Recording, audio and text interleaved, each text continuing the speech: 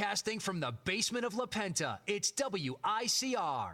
Hello, everyone. Welcome back to the Sports Vault. Jersey Joe Archino back here. And a lot of times in life, labels are earned. And I think clearly with Dwight Howard, the label has always kind of been attached to him where this is a player that has not always lived up to what he could be. And clearly, that is the case once again, as it seems like the Houston Rockets are fielding interest to see who would be interested in trading him. Now, the interesting thing here is Howard most likely will bypass his final year, $23.3 million, to become a free agent on July 1st. So, it's one of those things where I don't know how many teams are actually going to want to bite on this because most likely you could just wait and he will become a free agent in the summer. But it's one of those things where you have to talk about Dwight Howard. I think Greeny from Mike and Mike kind of said it the best, and it's really something I've said many times as well.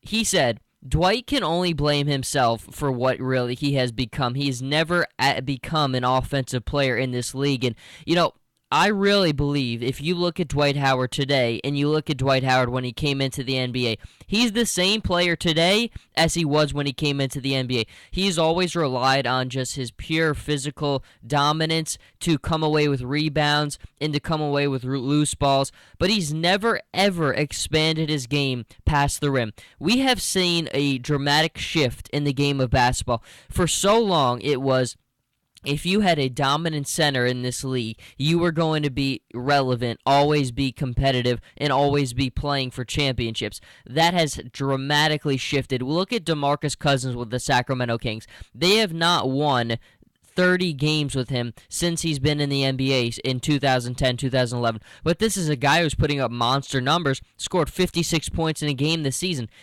Centers who play at the basket and don't have a role outside of the basket don't impact the game the way that they used to. It just doesn't happen. You need to be the new age center in the NBA. Are guys like LaMarcus Aldridge, guys like Karl Anthony Towns. You need to be able to have a game that you can expand it around the perimeter. You have to be able to shoot shots away from the basket.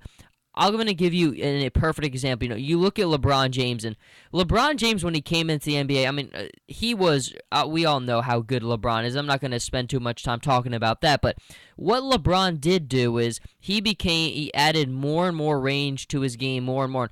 We watched when the Spurs beat the Cavaliers in the 2007 finals. They swept them 4-0.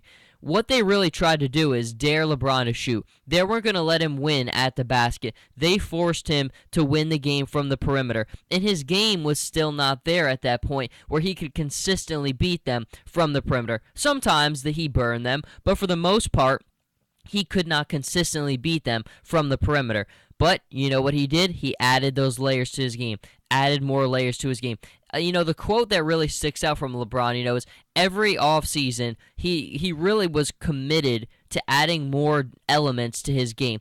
Always trying to add one thing, one move, something to make him a better basketball player. He worked with Hakeem Olajuwon one offseason to add more elements to his basketball game.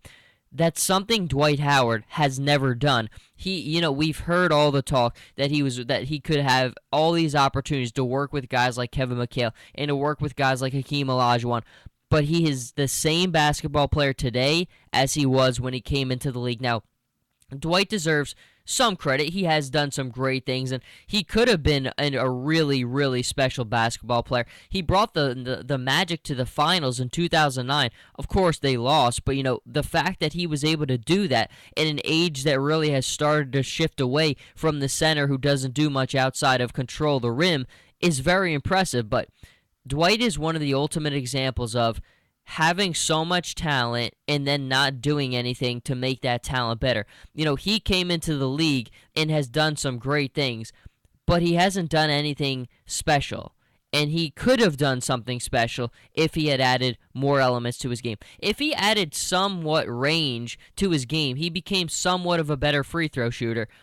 Stuff like that, there's not much of an excuse for. Watching the Portland Trailblazers play the Houston Rockets in the NBA playoffs 2 seasons ago, we saw really an incredible series, back and forth. Portland comes out and wins that series against the Rockets.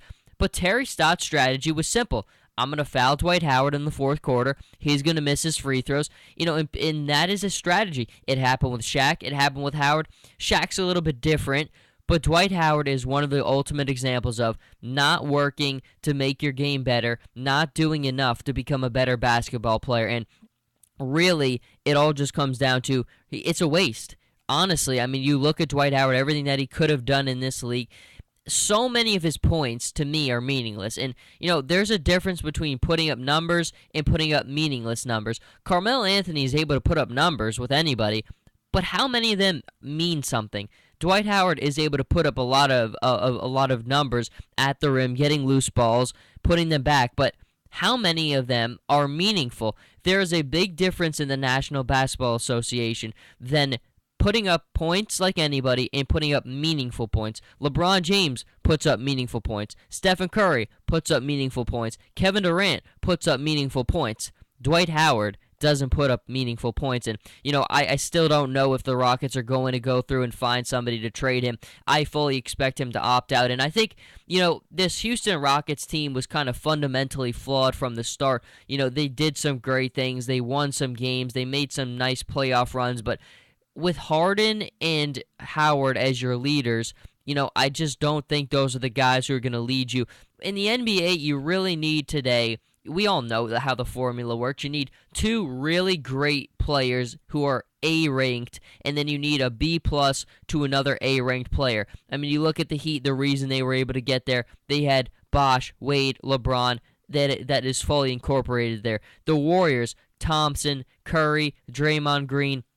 You need to have that equation, and Houston never really did have that. Dwight Howard is not an A player in the NBA. I mean, again, how much meaningful basketball does he actually play? How much does his impact on the court? Does he really have a true presence? He does good things. He has an influence on the game, but not a true impact that will dictate the outcome of an important series. That is not what Dwight Howard is capable of anymore in the NBA. And, he's age 30 right now, and I think you still have to ask the question, is he going to get better from here? No. He's going to be the same player. At age 30, you show who you are. If he hasn't added more to his game at this point, and let's be honest, Dwight's probably got till 35, maybe even earlier because of how much faster a big man declines physically. I don't know how much peak basketball he has left in him. And again, it's one of those things where the best years are gone. He had his opportunities, and there's no one to blame but himself.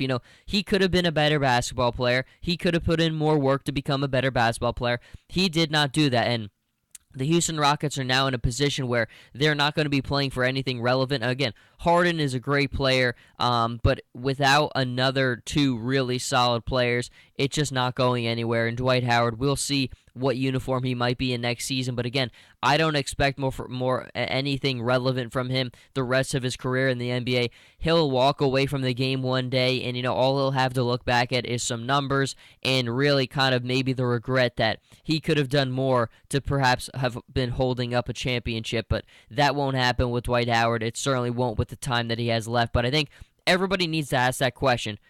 Is who's putting up the meaningful points in this league and who's not putting up the meaningful points? If you look at it really closely and you really watch and understand the game, it's very easy to see, and Dwight Howard is not one of those guys. But until the next time, Jersey, Joe Archino here with the Sports Vault. You can follow me on Twitter at Joe Archino, on Instagram, Jersey_Joe_Archino, and we'll see everybody next time.